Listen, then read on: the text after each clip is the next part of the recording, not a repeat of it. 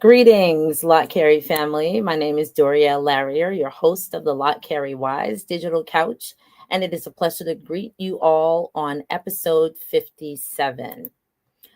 On behalf of the Lott Carey leadership for tonight, episode 57, I want to greet you and say that on behalf of our Executive Secretary Treasurer, Reverend Emmett Dunn, our President, Dr. Jesse Williams, our First Vice President, Dr. James Victor, our Second Vice President, Dr. Robert Scott, and for Lott Carey Women in Service Everywhere, Reverend Dr. Brenda McBurrow, who is our President, Sister Lynette Richardson, our First Vice President, Minister Brenda Troy, Second Vice President for the Youth Department, Minister Stephen Edmonds, and for our Men on Missions, Deacon Charles Monterio. We welcome you. Tonight's episode is a reflection. Now, of course, let's do a little housekeeping. First of all, this is Thursdays in Black, so we all welcome you, those who are present.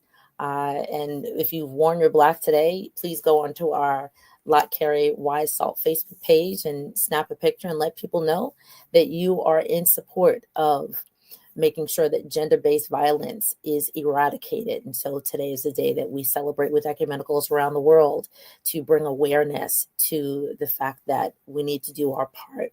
And so we wear black on Thursdays. I also want to sort of show off our Lott Carey Wise shirts that are available. Please just go on to our website and click on the button to look for a shirt that you can have on your own to continue to share and support. I want to welcome you to tonight's episode by doing the following. You know that on YouTube and on Facebook, we are broadcasting. And so if you are representing any of the persons or the places or even Lott Carey in general or in particular, please let us know what city and state and what church you are representing. And we will actually have a conversation with you during the broadcast. So let's welcome our guests for this evening. So we have two guests today, and one is Sister Segi Desta, based in Dallas, Fort Worth. She's dedicated decades to the hospitality and tourism industry. Her extensive experience has equipped her with a deep understanding of the complexities and demands of the field. She's an independent conference planner affiliated with Conference Direct. Sister Segi specializes in several key areas, including site selection, contract negotiation, and on-site conference management. She works primarily with faith-based organizations, Lott Carey, ensuring their events are well organized and smoothly executed.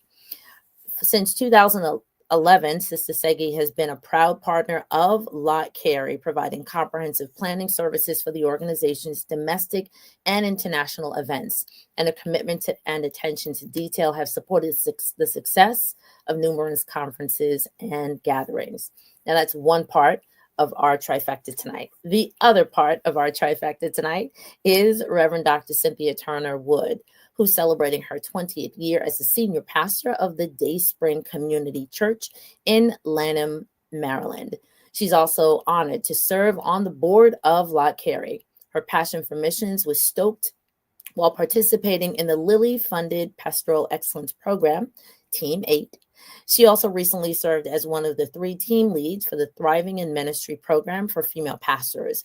Through Lott Carey, she's traveled on missions to Guyana, Jamaica, Italy, Nova Scotia, Liberia, Ghana, and what we're going to talk about tonight, Ethiopia. Let us welcome our guests for this evening.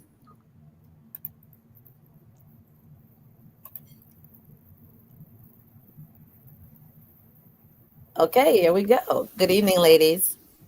Good evening. Good evening. So we're going to be speaking to Sister Segi, and I will regard as Dr. Cynthia for this evening. I'm so excited to have both of you here. And if you would, Dr. Cynthia, Sister Segi, in that order, if you would just send a greeting to everyone, and we'll get started.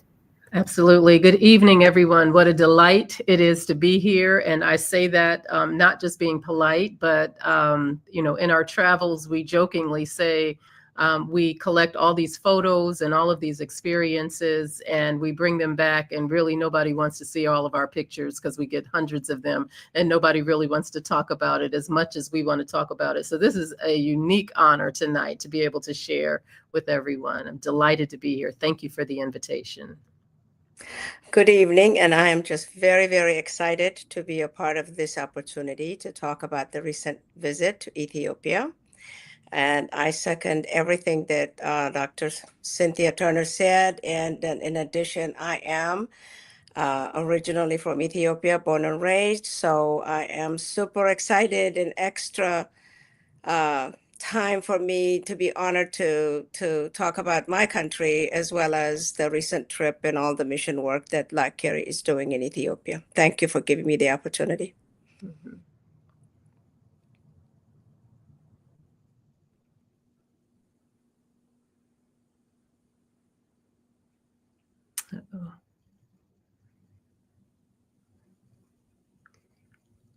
I think we're having some difficulties. Sister Doriel, are you there? Yes, I'm here. Hi, can we hear? Yeah. Yes. Okay. Okay. All right. Let's see how we can move through this easily. So first, I definitely want to send greetings to those people who are in the YouTube room. Sister Elizabeth Moore, greetings. Sister Shardina Jones, greetings. I have to give a shout out to my mama. My mama is one of my biggest fans. So she says, Larry is in the room. Thanks, Mom. We are from Brooklyn, St. Missionary Baptist Church in Brooklyn. Thank you. Sister Charlene Johnson, and who is from Orange Grove Missionary Baptist Church in Durham, North Carolina. Greetings, everyone. And if there's still time, so you can share the YouTube link, which is much easier to share it with your family and friends, or people who have just, and I have to say this lovingly, they know about Ethiopia, but maybe they want to learn more about Ethiopia. And if I will always interchange between the term Ethiopia given later and the original term Abyssinia, which is the prior name. So if you hear me enter to segue in and out, I'm speaking about the same place. All right, so let's get started. So first of all, Sister Segi, I'm very, very honored to be able, of course, to speak to you, because I've seen you in the Lott Carey rooms for a number of years and always wondered, like, wow, I definitely have to meet this woman. I would love to get a chance to sort of, in the Christian way, like pick her brain and sort of see from, let you be my eyes until I get to Abyssinia myself. What do I need to know? How can I get there? What are the opportunities? And because we only see you and, oh my goodness, I'm blanking right now. Eleni. Sorry, thank you, Eleni, Sister Eleni. Every other year, I'm always thinking, like, how in the world can I get this experience archived here on the digital couch? So I'm always excited to be able to see you, but now I get to sort of digitally touch your arm. And similarly with Dr. Cynthia, just seeing you in float through the Lott Carey spaces and just being able to sort of have at least some digital tea, right, in order to talk about your experiences from the pastoral perspective of this conversation. So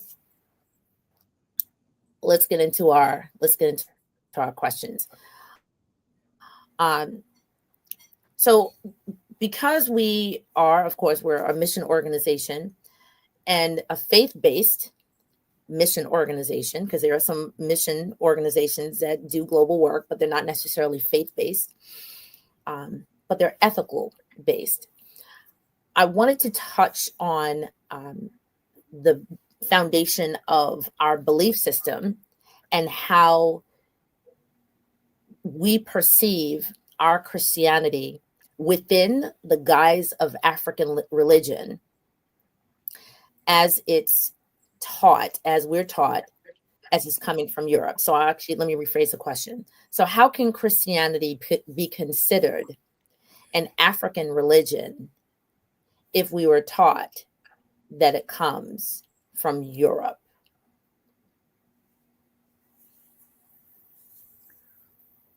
one of the things that became really evident on this trip when we visited many of the churches that we saw is that our religion begins in Africa. With the Coptic churches we saw, it's the birthplace of religion for us. Christianity, we did not learn this from white folks. Okay, we came with that when we were kidnapped and brought to America. We already had an understanding, and so that was clearly evident. Just visiting the churches there that go back, and I'm not going to put a number on the years because I'm sure I'll get it wrong. But we were steeped in that, and the faith that we celebrate today emanated there. And some of the things that we saw were the relics that we saw, books that were 600 years old, Christian books that were 600 years old, and iconography that goes even beyond that, and the deep-rooted faith, I guess, that we bring with us today emanated there. And you can see semblances of it today here, but it was not European. Let me just say that. They got it from us, if anything, but we did not get it from them. Yeah. Ethiopia is really one of the oldest countries when it comes to Christianity. It is the second country in the world that accepted Christianity as the state religion. The first one being Armenia. Ethiopia is the second. And as Dr. Cynthia said, it's just so many of the relics, the books, the places that are thousands of years old, that goes back to 4th and 6th century. And the Christianity is practiced the same way all through the times. And I believe it is really, it's a must-see. Many places, many monasteries that have just been there for so many centuries past and still existence and absolutely looking so pristine. And all of the churches, as old as they are still worship houses. They're not just a museum to look at. So they are practicing, a faith, services that goes on all the time. Yeah, and very, and if I can add, very sacred. I mean, just walking in those spaces, you feel how sacred they are. And we had to remove our shoes and move in, but we were careful to not disturb those who were there to worship. We're there as tourists. They're there to worship, and we wanted to make sure that we honored those moments. So yeah. Excellent. Now, so let's sort of backpedal just a moment. What days were you there? How long were you there? And then maybe mention some of the places that you did visit. Yeah, we left on, I think the group left on September 22nd, I believe, and we returned October 1st. Is that what it was? Oh, the 27th of September. Yeah. And we visited, of course, we arrived in the capital city, Addis Ababa. And before we left Addis, we were involved, which we'll talk about later, to two missions in the community. And then we left from there to Lalibela, which is one of the oldest. We went to Gondar, where we saw the castles and all of this. Is Gondar represents the imperial, the history of the imperial side of Ethiopia, which the castles precedes the castles you see in Scotland and any parts of Europe. These are the oldest castles. So I'd have to believe that the other castles are copied from the oldest castle from Gondar. Okay. Yeah, and then from Gondar, of course, we climbed the tallest mountain, the Semyon Mountain, and that was just a beautiful experience. And then from then we went to Lalibela, which is the most sacred place for Christianity, where you have 12 churches that were carved out of the rock that have been there since, I'm not going to name, try to say the time, but they've been there for 1,000 years. And so then we visit those, and I'll let Dr. Cynthia take from here and go over her experience and what the group is like. Yeah, yeah. So when Sister Segi talks about carved out of rock, these churches from the outside, we're carved from the outside in. And so it's really hard to explain, and you kind of have to see it, but all around they have carved, made the church, the interior of the church came from the exterior of the building. So I can't even put it into words, but really, really beautiful, and says something, is a testimony to the skill and the brilliance of African people to create these structures that I think if we tried to do today, we'd still be, it's like the pyramids. How did that happen without excavation, big machinery, and all of that? One of the monasteries we visited in Lalibela, I think, was still being built on the side of a mountain, and the tools that they were using were, pick and hammer and axe, and really carving out this space that is holy, and was one of the places where the people would go to gather holy water and bring it back, but it's down some, a long flight of steps. And one of the most humbling experiences throughout, particularly in Gondar and in Lalibela, was, coming back up. Everything is hills. Everything is up or down. You go down, you got to come back up. You go up, you got to come back down.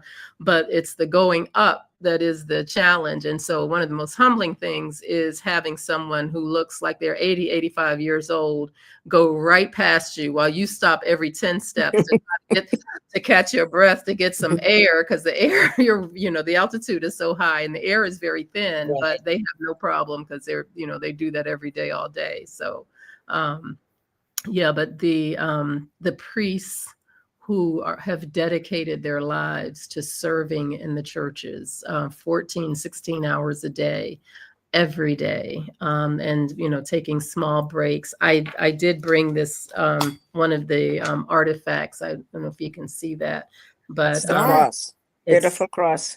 So beautiful. And it's what similar to what they use to bless people when they come through. And so they the head here, and then, here and here, and you thank them. And so it was really those precious moments. And as often as we could, we asked for those kinds of blessings when we went to the Coptic churches. So, yeah.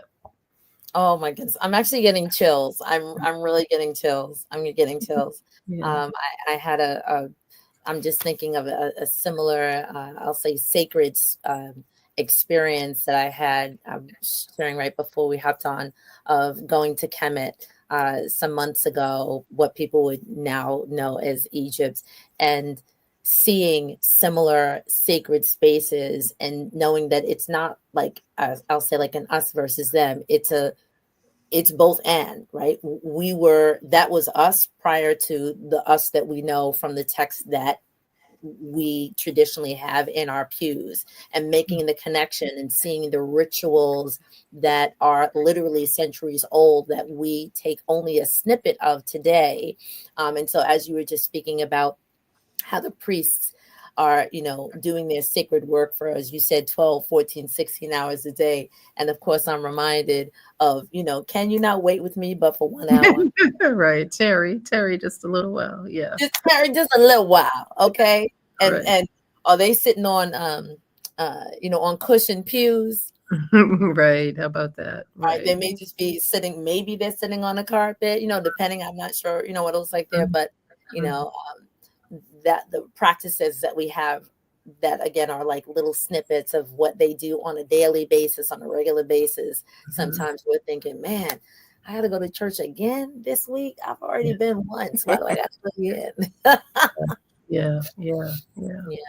So actually, I'd love to tap into some of the practices that you may have seen, if you can expound. So the Ethiopian Coptic Orthodox Church, what you saw and what you experienced, how is it different or similar to ways that we practice now. So that would maybe looking at like the structure of worship, maybe fasting traditions, veneration of saints.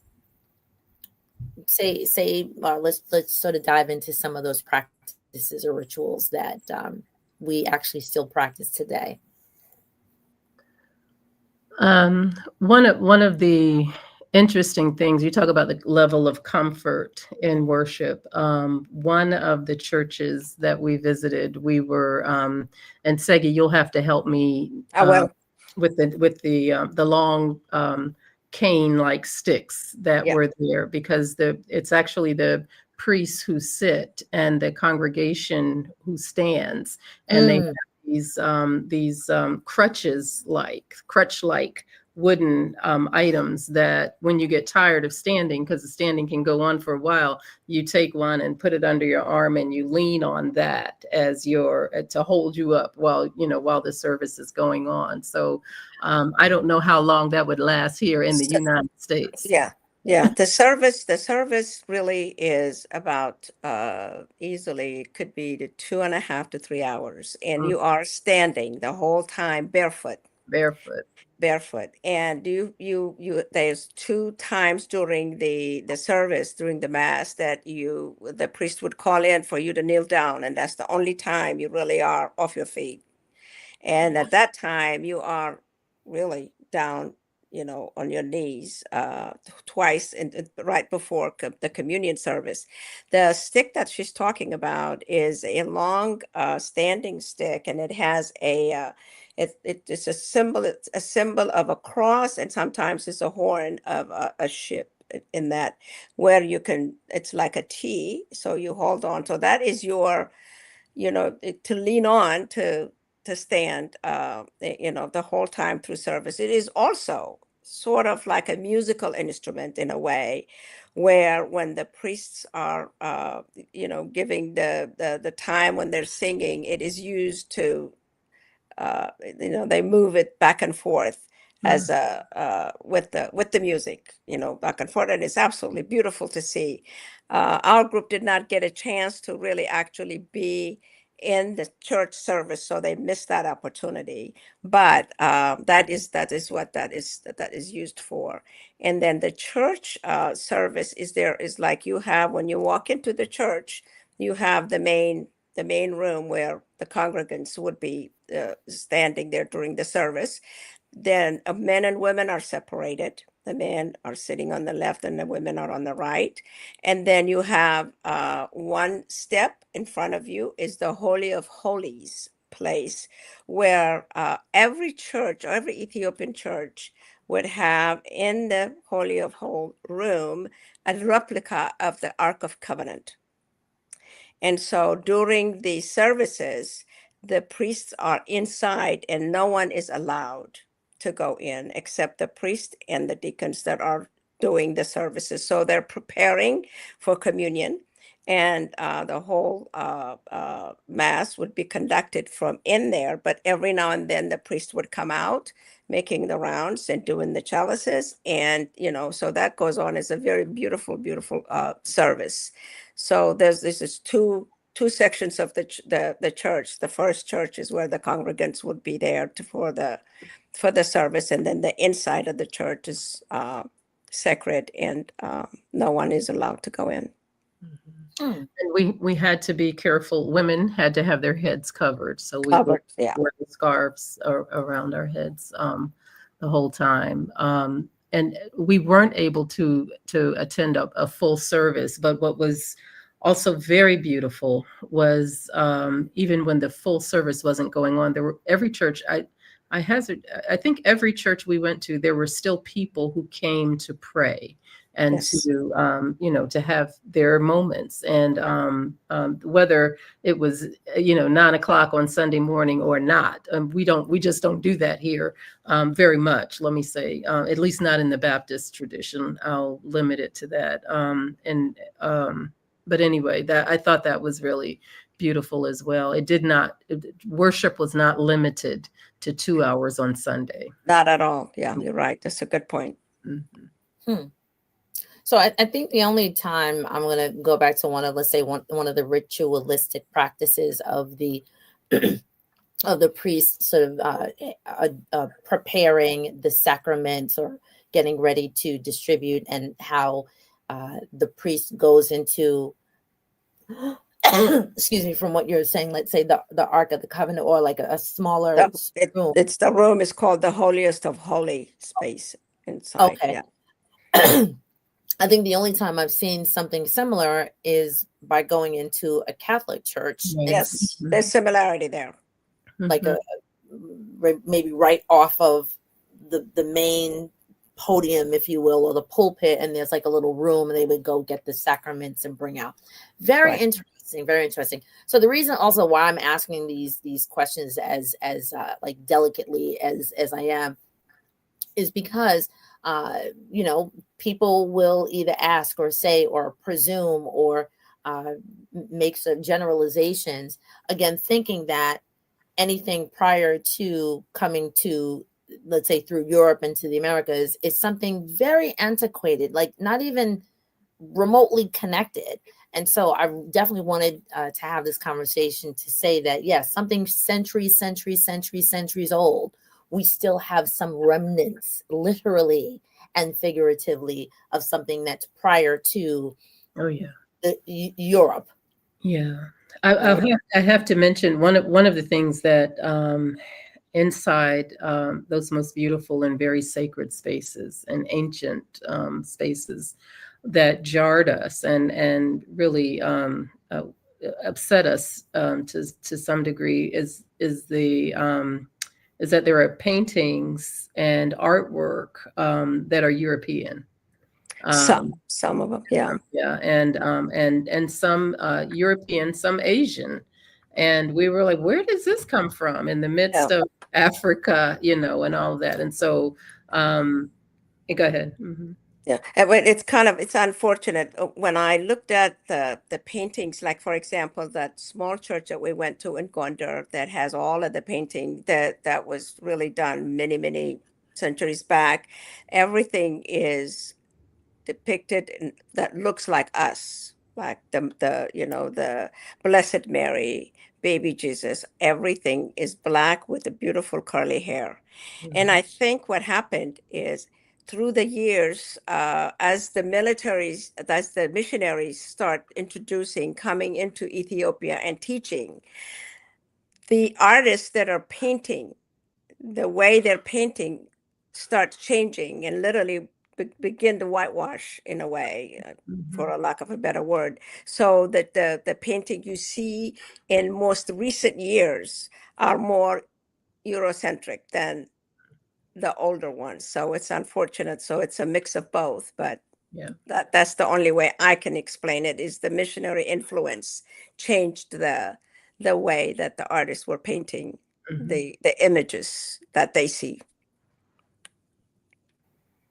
Okay, thank you for sharing that. I do want to ask a question about how elders are celebrated, how those who have gone before us are remembered. And now I'll restate the word veneration of saints.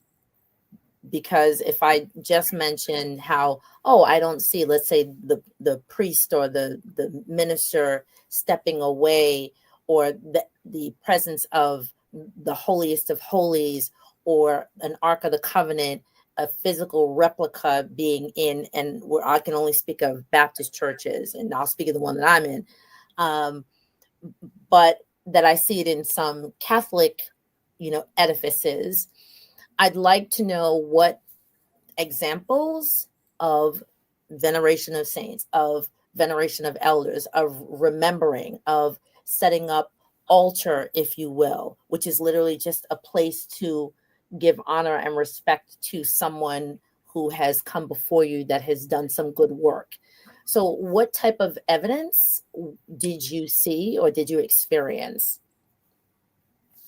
Segi, I'll leave that. I can't answer that. Veneration of saints is really part of the ritual and the the worship part of it. I'll give an example. Lalibela, Saint Lalibela, is named after the King Lalibela, who and then became venerated to be saint. So he is honored, and the area is named after him, and the churches have all of his burial is in there, and the churches honor him, and so is the people. So we have several examples like that where the people before us that left us a legacy in religion and in other things are still remembered and honored in many different ways. If that answers your question. It does. It does. Thank you. Thank you. Excuse me. So I'm gonna switch to a different question. So the question is, why don't we hear more about the African contributions to Christianity, and more specifically, Ethiopian contributions to Christianity in our churches? So now this question reflects both on historical curiosity, but also some frustration, because we're familiar with the colonial narratives that minimize Africa's foundational imprint into Christianity, its theology and leadership. But I'd like to sort of open up the door for reclaiming like a fuller and accurate understanding of our spiritual heritage. Yeah, I think you asked and answered. Yes. Unless we are very deliberate, and there are some churches, here in the United States that are very deliberate about reclaiming and making sure that we hold on to our African theology and our African understanding of the faith. But much of what we inherited, comes from the colonial impact that we've had from missionaries who, and that's harder to shake for whatever reasons it is. The same way it's, what do they say, the lingering vestiges that we carry of slavery and enslavement, and the lingering vestiges of what those missionaries taught. And so we have to be really deliberate. But there are conferences. Sam Proctor Conference makes sure that we are steeped in our African heritage, and for one, and then there are some pastors and churches that make sure. But I think what you're getting at is that we really need to do a much better job, and particularly now when everything that is good and Black and African is trying to be snatched. Yeah, so we've got to be more deliberate about that. I agree. It was changing a little bit when I interact with a lot of African American churches because of what I do. And I see in some of the bigger churches that things are changing and reclaiming really the heritage and the old Christianities and how it was worshipped in Africa. I hear that more in the last 10, 20 years than I did before. So, but there is a long way to go. Long way to go.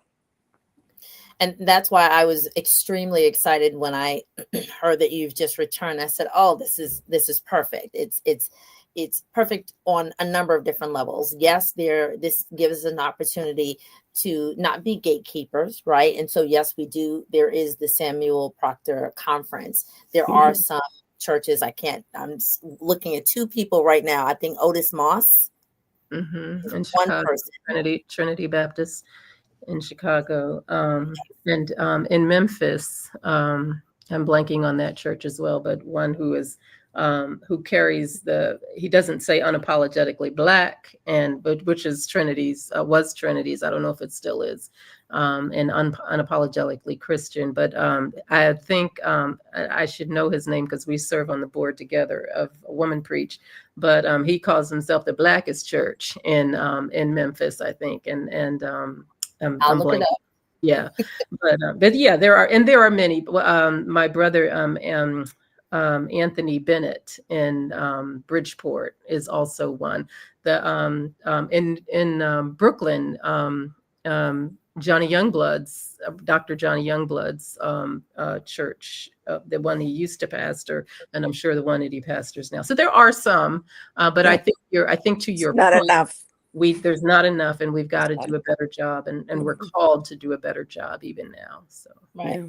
And so this is the other layer of why this conversation is so important. And so, yes, we're called not to be gatekeepers. And so my prayer, my beg is, of course, yourself, of course, Dr. Cynthia, as well as the other people who attended, as people are returning to, as you said, we take 1,000 pictures and then we hold on to them because, quote unquote, don't nobody want to see all that. But actually, this is the opportunity to share, right? And so to say, hey, it's not an us versus them, right? There are things that we still do. Some of the vestments that might be directly connected to Roman Catholicism actually predate.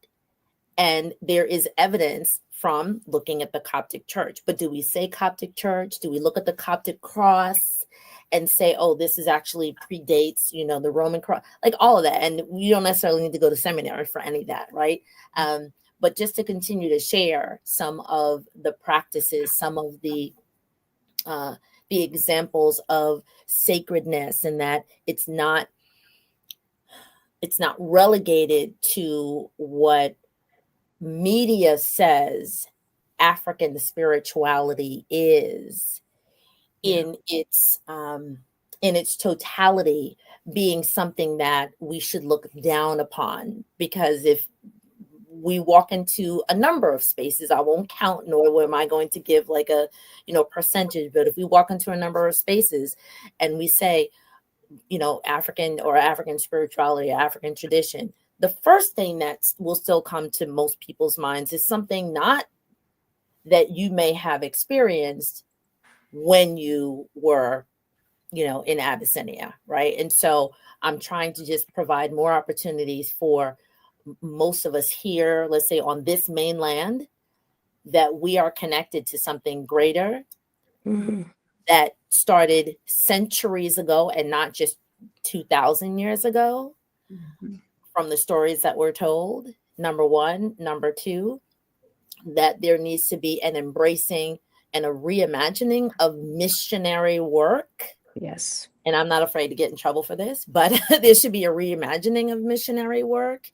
And it's not, I'm changing into something that sort of happened midway in the timeline of history, but that missionary work is, let's find out what started out in the beginning of our Christian journey, or the Christian journey that we now know as Christianity, and get some of those old school learnings and continue to bring it to what we currently do today. Because the moment that you say people are standing for 2 and 3 hours,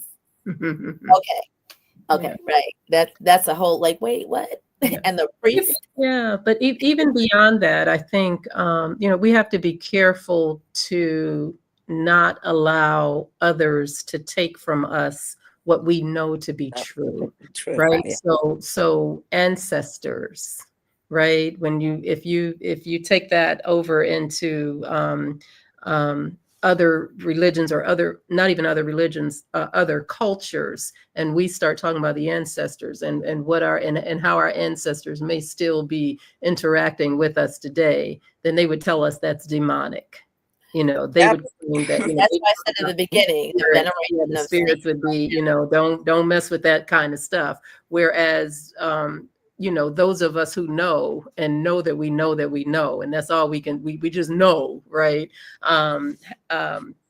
They can call it what they want to call it, but we know that there's a help that comes, that there's guidance that comes, that there's inspiration that comes, that is not of this world. And so I think we have to be careful not to let somebody call demonic what is actually part of our faith tradition. It is the faith tradition, and it's part of our legacy. It's part of us. Mm-hmm. Excellent. I'm thankful just for that one statement that you just made, Dr. Cynthia, because the moment that someone says, we're even just the phrase calling upon our ancestors. Right. That's almost like, ooh, that's a little taboo. Mm-hmm. But here on the digital couch, that is literally par for the course, right? Mm-hmm. So, how, even if I say, I'm trying to get some inspiration from Lott Carey himself. Mm-hmm. Mm-hmm. Mm-hmm. His spirit of dedication, his spirit of tenacity, his spirit of, hey, I may be here, but you know what? There's some people back home who need to hear this word. How is it that he comes and gets all these people to actually now go back to Africa in order to go spread the gospel? How about that? Yeah. That's not Mr. Joe Schmo on the street. That's Right. somebody that has a spirit that he cannot even call. Some ancestors that were long before him that got into him and said, y'all need to come back. Mm-hmm. Y'all need to get some good words. Yeah. And it also, speaks to the fact that we must acknowledge that we are not where we are on our own, right? We are that whole thing about we are our ancestors' wildest dreams, that we are fulfilling, what somebody prayed for us a long time, long before we ever got here on this earth. Somebody was praying that one day we would be able to sit down and talk about this stuff. Maybe they did not visualize, on a digital couch or whatever, but that we have the freedom to walk and to be and to express and to all of the things that we are able to do. We are the dreams of somebody who prayed for us, and we cannot be so arrogant as we see in other cultures to think that we have done it all by ourselves, that we got here by ourselves. So I could go on and I could go on. That's just beautiful. Right there. Listen, keep going, because that's just exactly what we're here to do. This is exactly why we're here, to keep talking about it. So, I do pray that, again, Dr. Cynthia and the other people who are part of the team, that if this is the first moment of reflection, that there should be a couple of other moments of reflection to keep literally the Ethiopian, the Abyssinian, Coptic conversations going, so that more people see, okay, it wasn't just this team and that's nice and good. No, let's pull some other traditions, because yes, church is looking a lot different right now. It's looking a lot different over the past 5 years, 10, 15 years. And as we sort of work towards calling this conversation to a pause, not a halt, because it can go longer or it can occur on another day. But certain people are looking for something that, and I'm not going to say universal because that can be a really catchy topic, but they're looking for something that precedes, of course, that moment of literal and figurative whitewashing of our faith. And as they reach back, the gatekeeping of, no, it starts here. There needs to be more reaching back, so that they say, in the beginning of time, whenever you consider the beginning of time, that faith held through, and it started with melanated skin. And out of that, everything else kind of came out. But let's go look back at the beginning. Let's begin at the beginning. And so as we now bring this forward to what missionaries do today, how they go across the street, across the highways, the state borders, the country borders, and now the global borders, and reach out to share the word. That word needs to look like a longitudinal word that started from centuries ago, and not something just that started 2,000 years ago, according to a specific timeline. And because we can say, it's almost like, and people have said this to me, you either have to be Black or you have to be Christian. The Pan-Africanist part of me does not coincide or should not coincide with the Christian part of me. And I've actually grappled with that for a number of years. I can be African and I can be Christian. Why do I have to choose? And I think now that more people are going to, let's say, because of Ghana's, celebration of independence, and so people were returning, they're doing these Sankofa tours, which God bless them, excellent, have a ball, I'm glad. But don't just go visit and then, leave your Adinkra symbols sitting on the shelf. Bring more of those stories and more of those traditions that you learned about, and that spirit that is not told through a racial lens, but a spiritual lens, and bring that to the people of today. So it's not a fad, but it's faith in action. Yeah. So, similarly with this trip. So, what can we pull together that we can share with those people who will choose to do mission work as a result of this trip? As a result of this trip, what is the thing that you would want to leave with people so that as they think, oh, I'm going to go on a mission trip, I'm going to go share the gospel. What would you want them to know? What would you want them to know? You want to start, Segi, or I? Yeah, I think, let me just back up before I talk about the mission for a minute here. The group that I take with me, just like the Lott Carey group, what is so amazing to me, just stepping back and looking into the minute we arrive and then we start working with the mission and all of that, I see and feel like a sense of belongings by everyone. It feels like I coming home in a way. And then and taking everything so seriously into putting all of the efforts and all of the thoughts into the mission. To me, that's just such a gratifying thing, because there are so much to be done, particularly for women and children. And that was really was such a big evident things that we saw.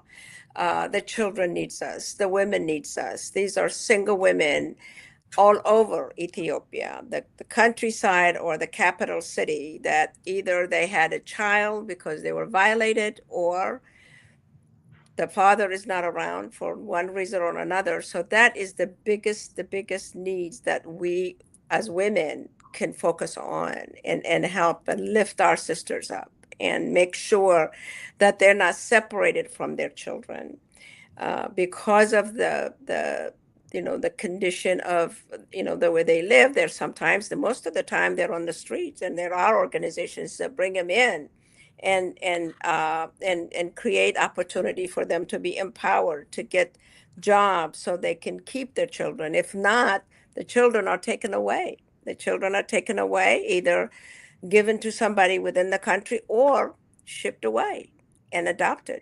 So we need to really focus and help organizations like those that helps the children and the women. That, to me, that is the biggest need, and that's where I think we should focus on. Yeah. It's so much there. I was a day late from everyone else. I missed the flight. The first one, yeah. Yeah, going over, and so I flew by myself. And one of the it was a horrible flight. And it was a horrible flight because of the people who sat behind me, and without going into all of the details. But at the end of the flight, after a young teenager, a special needs teenager, kept putting his foot in my space, and we're fighting with that, and the mother telling me I need to move, and the thing that struck me in the end of it all, and I finally realized she was overwhelmed. She had a special needs teenager. She had a baby, a newborn, and she had a toddler, and she was trying to manage all of those. So I had was trying to have sympathy for her until she was telling me I was the problem. But anyway, the worst part of all of that was when I got up to go to the bathroom and realized that the row behind her was her husband or man who was traveling with nothing her, and who did nothing. Nothing. He had to feed, she had to take them to the bathroom, and he had an entire row. She has her row with her special needs, very large child on one side, her toddler on the other side, and the baby in her arms. And this man did nothing. And so I lift that to say, culturally, it is the woman's responsibility. And he was fine. I mean, he was refreshed. He, stood up, and he was okay. And I was just absolutely appalled and had a great deal more sympathy, in that setting afterwards. But I say, the culture is so different from what many of us would tolerate. Not everybody, but many of us would tolerate here. And getting past that barrier, understanding that women are the ones who caretake for the children and provide for the children, even though the women have, very limited rights, Income. and freedoms and income and mobility and all of those things. It's so I think that brings one aspect into it. Another aspect, which we were talking about earlier before we came on, was just children who are on the streets who are hungry. And Yes. I've left really impacted by that. And what do you do with that? And so the tension there, the challenge there is, do you give them something they're asking? And here's the thing, they weren't even asking for money. Many times they were asking for pens for school, for paper for school, and Notebooks, yeah. for school. They want to go to school, and so which but even to give them money, our guide was saying, be careful about that, because if you give them money, then it makes them not want to go to school, because they think they can get money, but stay away from school and get money by begging. But the other dilemma is, you have a hungry kid in front of you, and with a beautiful face and innocence, and and God's creature. And so how do you? And then they say, the money might not even go to the kid. The money might go to somewhere else. Some adult who's put them up there. So you have all of these things working, the tensions that are working within you to try to do the right thing. And I just said, look, I don't know where the money is going, but I can't look at a kid and not who's asking for something, do something. And not do something in that moment. And God will have to decide, with them what happens to it after you give it. But there are those kinds of challenges, and the work that Lott Carey is doing with the African AIDS Initiative, that's at the university, with trying to, we've put computers at the school in the dorms where the women are, so that they don't have to walk across campus at night or at other times where they will be lured away into possibly into lifestyles that are quick and lucrative, or they'll be violated. And so Lott Carey has done the work to make sure that they can get at least their computer needs and their studies right there in the dorm. And so that was one of the reasons we went over to, was to look at what's going on there. And they're handing out condoms. There's an HIV/AIDS truck van Testing. that goes around into the community and does testing, does condom distribution, and make sure that and when the tests come back positive, then there's an avenue or a pathway for them to go to the hospital and get, meds, hopefully.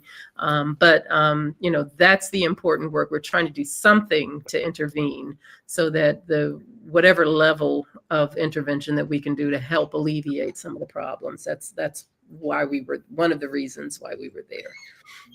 Excellent. And the second organization we visit is the Maseret Humanitarian Organization that focuses, like I said earlier, it's a women empowerment. They take the mothers from the streets and the babies, and they train the mothers. And that when the training is over, then they find them a home, and they become independent. They'll either have a small store that they manage, and they pay for the first 6 months of the rent until they get established and move on. And at the same time, another organization that is also working with Lott Carey, that I brought into the fold, also created a for the children that the mothers are being supported. They started a early childhood center. We have about 90 students right now, 90 preschoolers, if you will, and the group met them, and that organization is providing for the food, for the teachers, the school materials, the classroom, and follow up with their health, the vaccination. So it's all really 100% supported. And Lott Carey and National Sorority of Phi Delta Kappa, which is an education organization, is giving the funds and the grant for these students, and they are really flourishing. So that's another thing that we also work together on. Yeah. And it was really gratifying to see. We met one of the women who had gone through the program, who now has her own fruit and vegetable stand and is, self-supporting. She's an entrepreneur. And Yes. as a result of having gone through that training and that program, and her child is being cared for while she's doing the training and then while she's doing the work. And so, and actually some of the group purchased some of her vegetables and fruit and donated back to the center. So that was a beautiful thing to see. Great moment. Yeah. So actually something that I definitely want to reiterate and to highlight at this time is the work that Lott Carey definitely is doing at the mission sites. And so as we who have either yet to go, prayerfully we will have Abyssinia, we will have Ethiopia on our to-go list, on our bucket list to go visit, that where the funds are that we're trying to raise. We know where it's going. We know that literally it's hands on the ground. We know that it is the support of women who are trying to take care of their families in order to not just be fed for a day, but to have a trade and enterprise support so that they can feed themselves for the next years. And in order to pass on some legacy that, if we're providing the support, that means something in their governmental leadership. We need to help where we can for those who can to do what they can. And so as we do all these fundraising opportunities, yes, we take care of our own here, but there are others who are across the seas who could use our support, who could use the information that we can add on to the information that they have in order to improve their lot, to improve their future. And I think, people should feel really good about the contributions they make to Lott Carey, and help me. Ethiopia means people of burnt skin, burnt face people. And so, and that's really important because we know that often when, there's nothing wrong with the Red Cross, there's nothing wrong with those other organizations, but sometimes, so I put the sometimes on there to protect myself. Sometimes the monies that those organizations receive don't reach us until after they have reached other communities. And so, and we get, we're not put front and center. And so, but with Lott Carey, we can be sure that we are reaching those who look like us and those who often are the last to receive. And so I hope people will really understand that we're not leaving anybody out, but we are making sure that our folks are covered. Sister Segi, did you have I was going to add, because I've been affiliated with Lott Carey since 2011, and I've been in a couple of missions with them. What amazes me about Lott Carey's work is that a lot of foundations and organizations, they collect the money, but a lot of it goes to salary and rent and whatnot, and very little goes to the field, to where people need it. So Lott Carey is the one organization I know for sure 70% of the money collected goes back out to the people that are in need. And that is something to be very, very proud of. And it's just an amazing work. And I've always been very proud to be a part of it. And I'll add an approximately on that, because just having come from the board meeting, but we are close to it. Yeah. Our overhead is very, very low. Very low. It's a tight ship that you run because you believe in your mission, and that's something to be commended. Yeah.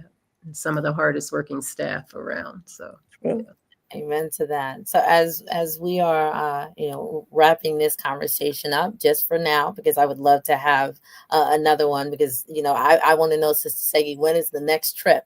When is the next I trip? tell you, there is plans for a couple of trips in 2026, if not 3. And also, people like Reverend Jackson is organizing his own church to send out. So I will be communicating dates and times for future. And also be aware that we also take groups of 2, 3s, that if you decide to go visit Ethiopia, feel free to contact me and I'll make sure that we put together a good package for you. Yeah. Excellent. And I confess, Segi curated an amazing time for us. And Thank you. it took us a couple of weeks to recuperate, but that's because we saw so much and experienced so much in a short amount of time. So we even learned how to bake injera, that's right. the main bread, and we did that. And I'm practicing.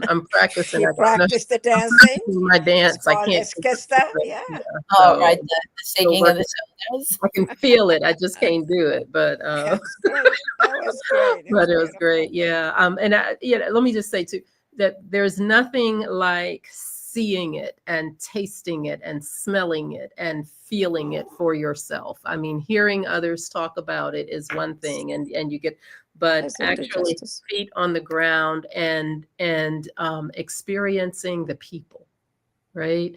The love of the people, the hospitality, the generosity, the beauty of the people and the landscape and all. There's just nothing like that. So I encourage anyone who can scrape their pennies together or do whatever you got to do to get there, try to do that, because hearing it is one thing, being there and being immersed for yourself is a whole nother thing. And it is my mission to make it affordable, to work with groups budget, to make sure that we set up a payment, whatever it takes. I just want people to consider and plan and go and experience this wonderful experience that Cynthia is talking about. And so I guess to wrap up, if you can go, again, you'll see Sister Segi on my far right. Your left, I don't know how it looks on people who are watching it. If you can pray and maybe sponsor someone to go, then we can do that as well. But if you can't do either of those two things, learn a little bit more about the place. There you go. Share excellent information about it. Get younger people interested in doing that. And if you can go, just bring back some good truth. Share with other people. Get excited that we have and I'll speak in a Black familial lineage kind of conversation, our great grandmothers and grandfathers who not only did the work back then, but are still doing the work. Because as these two have said, if you go there right now, it looks like you are centuries back. And people still dressing the same way, walking the same way, celebrating the same way. Wait, one last question. What is the best time to go? Because there's a celebration that is. What is that?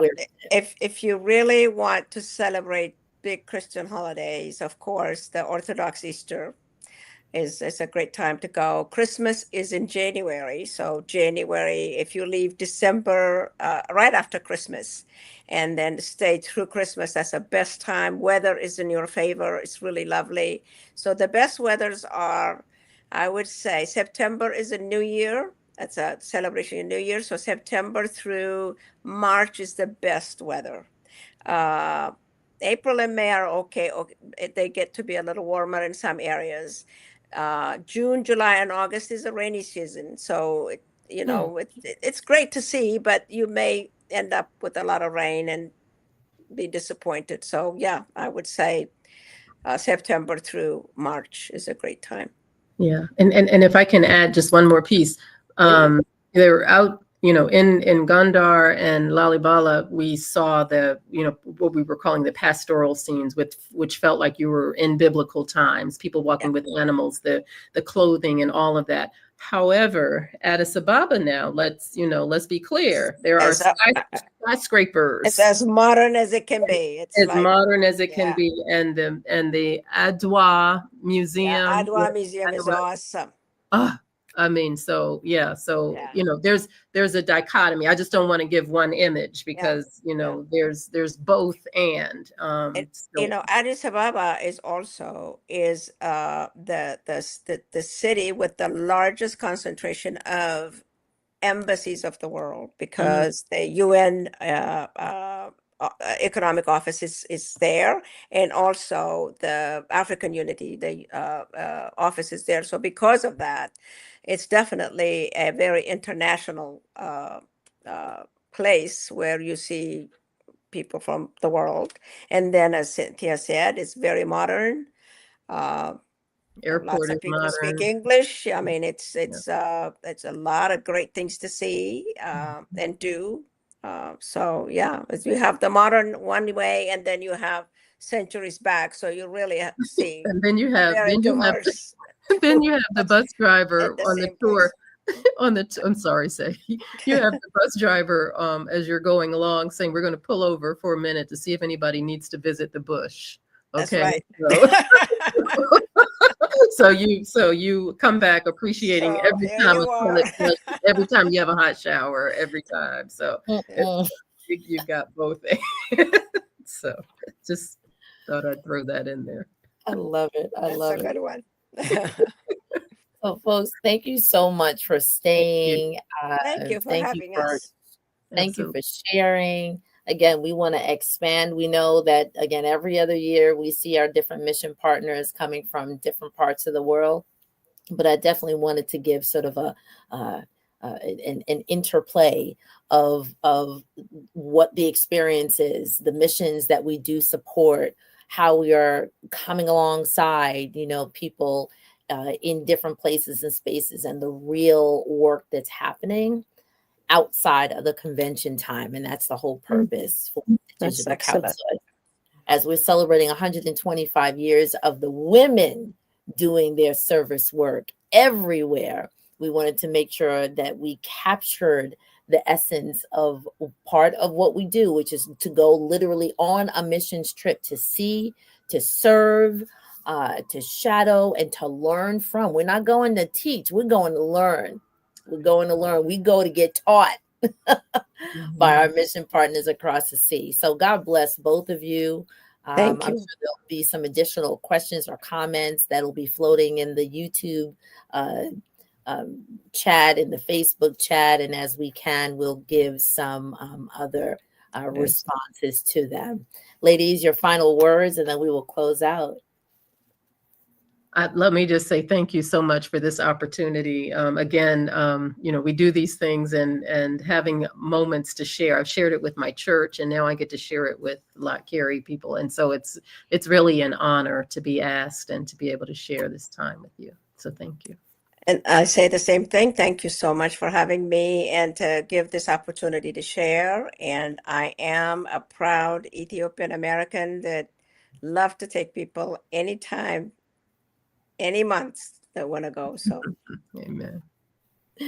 Thank you. All right. So family, we are going to say good night for now. Please make sure that you check back with us on the first Thursday of every month. And so we will see you in December. I believe that's December 5th. I think it's December 5th or 4th. Oh, you're next. One of those days. December 4th. There we go. December 4th. See you December 4th. And have a great month. It is the month that in this country we say thanks. Mm-hmm. Let's be thankful for all that we have and send prayers of thanks to other people for what they have. Amen. So peace and blessings.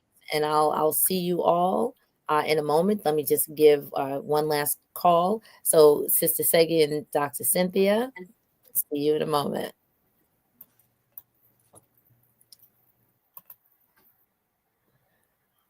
All right, folks. So listen, if you haven't heard anything about Abyssinia, haven't heard anything about Ethiopia, you've heard it tonight.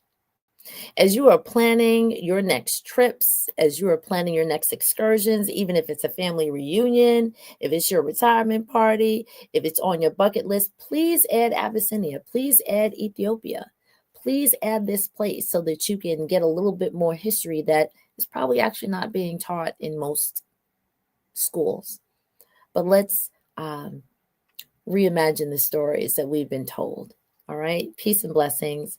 I will see you all next month. Stay connected to Lott Carey TV on YouTube, Lott Carey Wise Facebook group on Facebook, and everywhere you get your Lott Carey news. And it's maybe the end of the year, but literally we're just beginning. Congratulations to the Women's Service Everywhere for serving 125 years. And let's keep this mission mindedness going. Peace and blessings, everyone.